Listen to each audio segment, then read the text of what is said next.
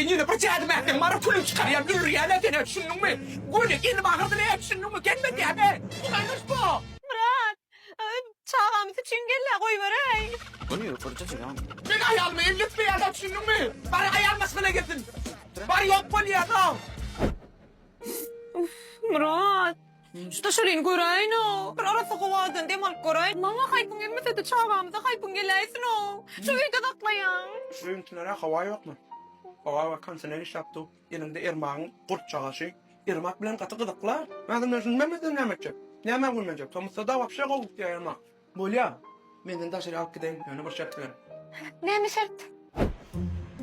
Qıydı yalayım, oğlaları yalayım. Oğlaları yal bol kurt. Hadi hemen sana koç götür diyemem. Bol havada neyle alacak koyamazsan bol. Oğlaları da bir de süreçler başladı. Leyla. Oğlum bunu bırakın. Kim o? Ha? Kim çingeli? Ne çingeli? Ha?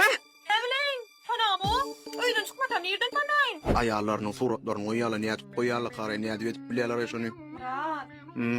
Şu niye cevap ver gidemek? Ecem kalkan bir sıfır gurt geley. Kater bit görürsün Melia. Düşünyen Leyla düşünyen. Näme deyin? Gabancan da men.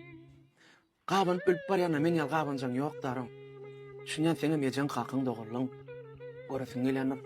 Bir gutby. Ben de kaçtım. Şu gurtyp ýene dost bakaw etdim da özüme. Bolýa. Mejen kakyn görmäne. Gideli. Sana öyle diyen mi? Hava. Yürü.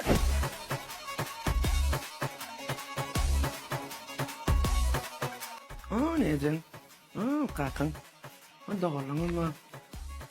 Näme da onu bolýa? Sen näder şunda näder öýüňe giden gide sen näder şunda hepmi garnasyň näder şolar ýalyp görüp bilmeýän. O ýanynda kim? Ha? Ýanynda guruluş bu kim kim ol? Kanama. Çykanyň gireniň men bilemok ben.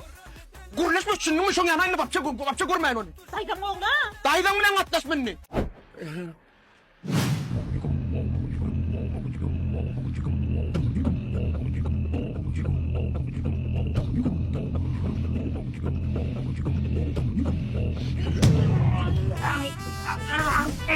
Kaka bizde bir karaplası var vurdu.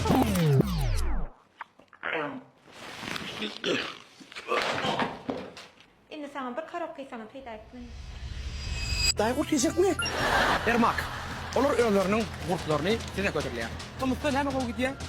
Gurt gowy gidýär. Öýdüňiz? Gowy bilen. Kimde kim? Ermagyň gurtlary bilen işlese diýdi. Tataslar gelse, onu 864, 60, 62, 66 belge sanat bilen.